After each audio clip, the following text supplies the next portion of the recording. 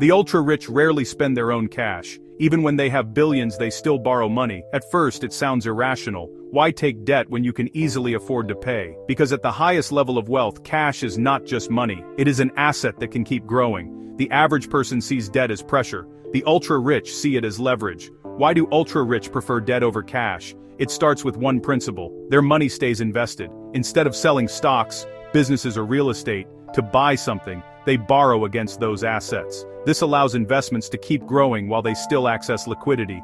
Then comes taxes. Selling assets can trigger large capital gains taxes, but borrowing against assets usually does not create the same tax event. So instead of losing money through taxes, they preserve ownership and still get access to cash.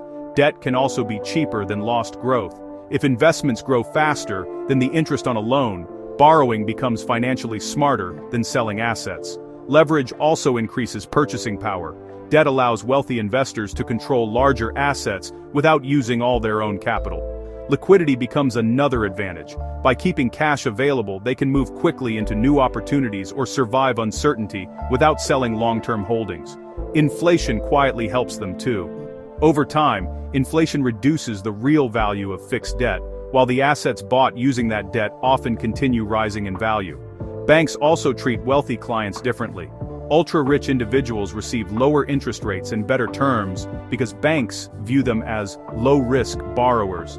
Their assets also continue generating income while being used as collateral.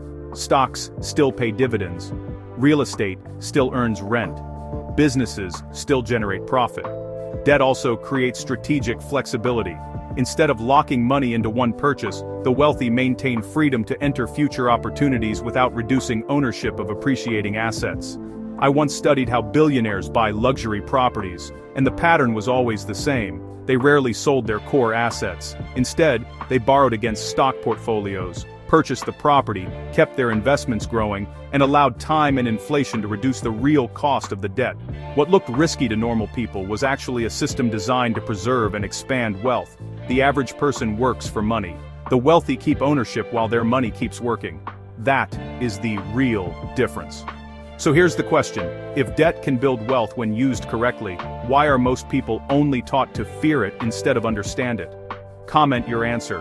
And if you want to understand money, power, and how the system really works, subscribe to the channel.